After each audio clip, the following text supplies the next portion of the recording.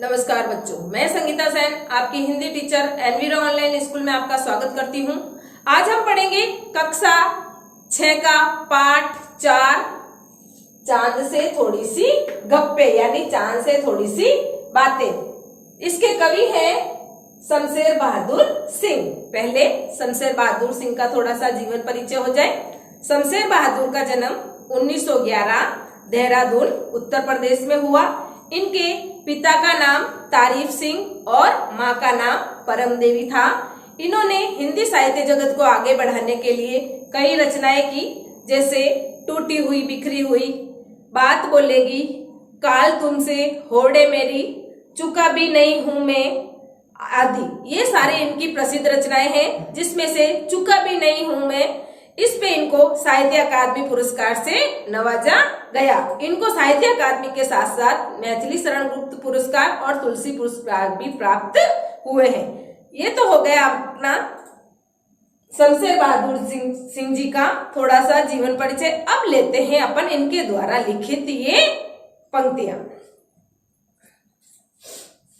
चांद से थोड़ी गप्पे, गप्पे का मतलब यहाँ पे चांद से थोड़ी सी बातें। इन पंक्तियों में, इस कविता में क्या है, एक लड़की है जो रात के समय बैठी है और चांद को देख रही है। तो शमशेर बहादुर जी उस लड़की की मनोदशा का वर्णन अपनी कल्पना के आधार पर करते हैं। लेते हैं हम ये।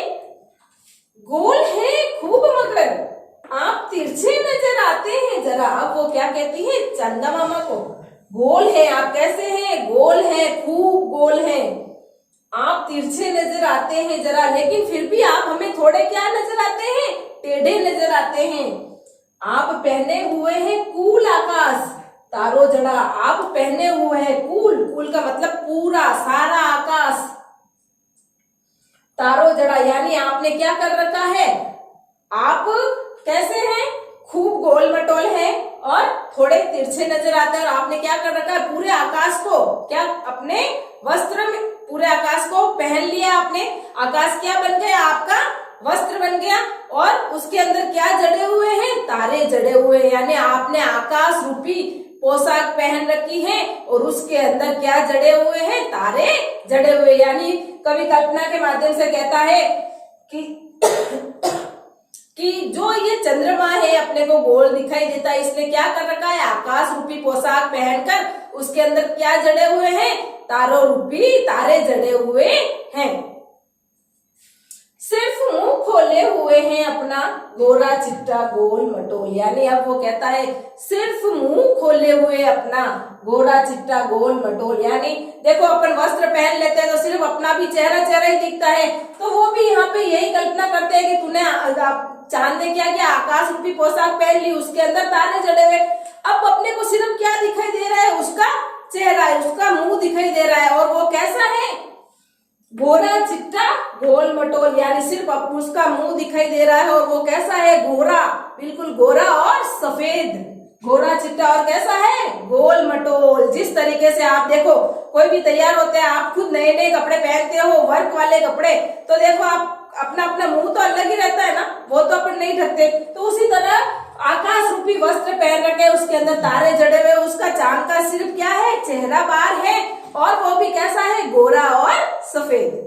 अगला है, अपनी पोशाक को फैलाए हुए चारों सिमत आप कुछ तिरछे नजर आते हैं, जाने कैसे खूब है बाकी वाजी वाह। यानी अब वो यहाँ पे कह रहा है कि अपनी पोशाक को फैलाए हुए चारों सिमत, यानी वो क्या कहती है कल्पना के माध्यम से, कभी अपनी पोशाक, पोशाक कौन सी, आकाश रूपी पोशाक को कहाँ फैलाए हुए, चारों दिशा में आपने अपनी पोशाक फैला रखी है।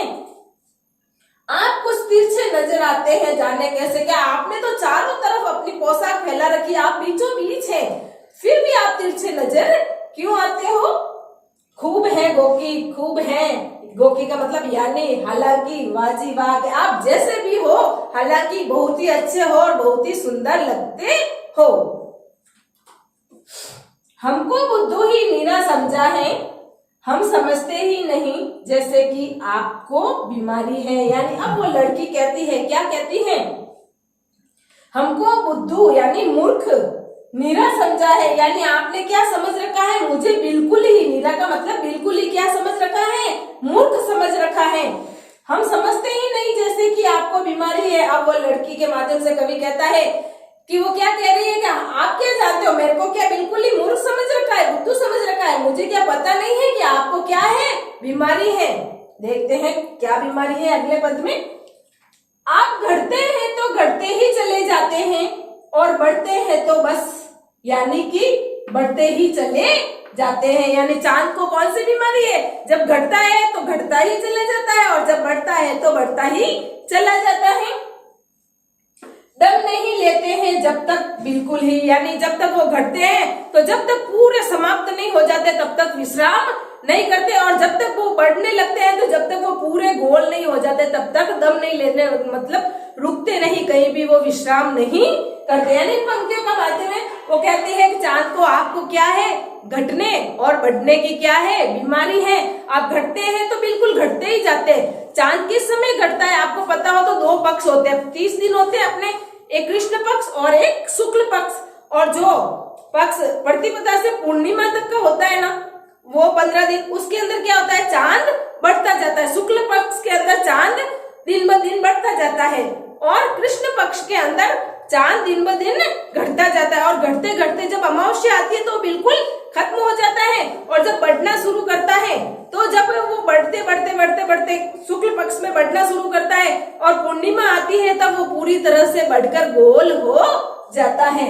तो यहाँ पे यही वर्णन है कि आप घटते हैं तो घटते ही चला जाए। घटते कौन से पक्ष में चांद घटता जाता है, कृष्ण पक्ष में। उसमें क्या होता है, वो घटते घटते घटते जब तक अमावस्या आएगी तब तक क्या हो जाएगा, बिल्कुल लुप्त हो जाएगा। और वापस अमावस्या के बाद प्रतिपदा यानी एकम से लेकर पूर्णिमा तक वो दिन ब दिन शुक्ल पक्ष लग जाता है। अमावस्या के बाद शुक्ल पक्ष में क्या होता है, चांद बढ़ने लगता है और वो बढ़ते बढ़ते बढ़ते बढ़ते पूर्णिमा आते आते वो क्या हो जाता है, बिल्कुल गोल और बड़ा हो जाता है। तो कहते हैं आप जब तक रुकते ही नहीं हो, यदि घटते हो तो बिल्कुल घटते ही चले जाते हो और बढ़ते हो तो आप बिल्कुल बढ़ते ही चले जाते हो। घटता कौन से पक्ष में है, कृष्ण पक्ष में, और बढ़ता कौन से पक्ष में है, शुक्ल पक्ष में। अगला है, गोल न हो जाए बिल्कुल गोल, यह मरज आपका अच्छा ही नहीं होने में आता। यानी वो कहते हैं आप बढ़ते ही जाते हो जब तक कि बिल्कुल क्या नहीं हो जाओ, गोल नहीं हो जाओ। आपकी इस बीमारी का कोई इलाज नहीं है। मरज का मतलब आपकी इस बीमारी का कोई इलाज नहीं है, ये तो आपके प्रकृति की देन है। आप घटते हो तो घटते ही चले जाते हो, बढ़ते हो तो बढ़ते ही चले जाते हो। आपको घटने बढ़ने की क्या है, बीमारी है और इसका कोई इलाज नहीं है। यानी ये हो गया अपने शमशेर बहादुर द्वारा लिखित चांद से थोड़ी गप्पे की जो पंक्तियां इन्होंने दी थी वो पूरी, यानी चांद के माध्यम से कवि ने उस लड़की की मनोदशा का वर्णन किया है। लेते हैं इस पाठ के शब्दार्थ। शब्द है खूब, खूब का अर्थ है यहाँ पर ज्यादा या पूरी। अगला शब्द तिरछा, तिरछा का अर्थ है यहाँ पर टेढ़ा। अगला शब्द कूल, कूल का अर्थ है यहाँ पर सारा या संपूर्ण।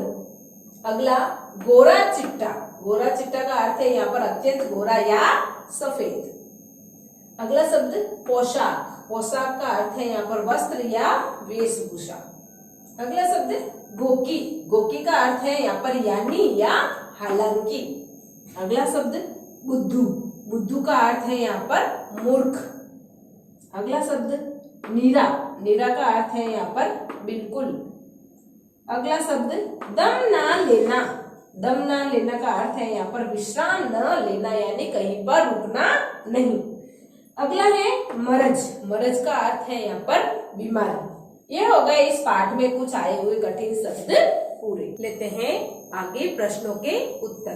पहला प्रश्न है, आप पहने हुए हो कूल आकाश के माध्यम से कवि लड़की कहना चाहती है, यानी आकाश के माध्यम से लड़की क्या कहना चाहती है ना। विकल्प दे रखे हैं। पहला है चांद तारों से जड़ी हुई चादर ओढ़कर बैठा है। दूसरा, चांद की पोशाक चारों दिशाओं में फैली है, यानी आप पहने हुए हो फूल आकाश के माध्यम से लड़की हमें क्या कहना चाहती है, उसकी क्या कल्पना है? क्या चांद तारों से जड़ी हुई चादर ओढ़कर बैठा है, ये सही है? या चांद की पोशाक चारों दिशाओं में फैली हुई है, ये सही है? ज्यादा सही कौन सा लग रहा है? ये वाला, चांद तारों से जड़ी हुई चादर ओढ़कर बैठा है। ये हो गया अपना इसका पहले का उत्तर। अगला है, कवि ने चांद से गप्पे किस दिन लगाई होगी? अनुमान लगाओ और कारण बताओ। यानी अब कवि कह रहा है इस पाठ में, जब वो लड़की चांद को देखती है तो वो कौन सा दिन होगा जब उसको चांद तिरछा दिखता है और धीरे धीरे बड़ा होता हुआ भी दिखता है? वो कौन सा दिन होगा? किस दिनों में लगाई होगी? कृष्ण पक्ष और शुक्ल पक्ष, मैंने आपको दोनों ही बताए। अब देखते हैं कब लगाई होगी। पहला है पूर्णिमा। क्या पूर्णिमा को, ये इस पाठ में जो अनुमान लगाकर ये पाठ लिखा गया, क्या पूर्णिमा का दिन था? नहीं। क्यों? पूर्णिमा के दिन क्या होता है? चांद पूरा गोल और बड़ा होता है, तो पूर्णिमा तो हो ही नहीं सकता।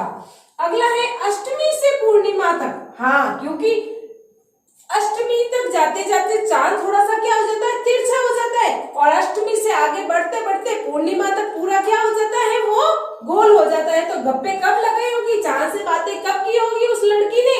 अष्टमी से पूर्णिमा के बीच। ये हो गया इसका सही। आपको कारण भी बता रही हूँ। अगला है प्रथमा से अष्टमी के बीच। नहीं, क्योंकि प्रथमा में तो चांद धीरे धीरे बढ़ता है, तो वो पहले ही तिरछापन लिए होता है।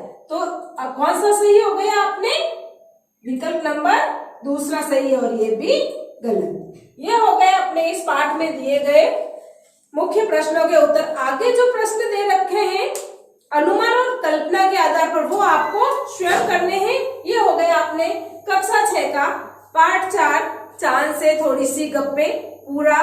धन्यवाद।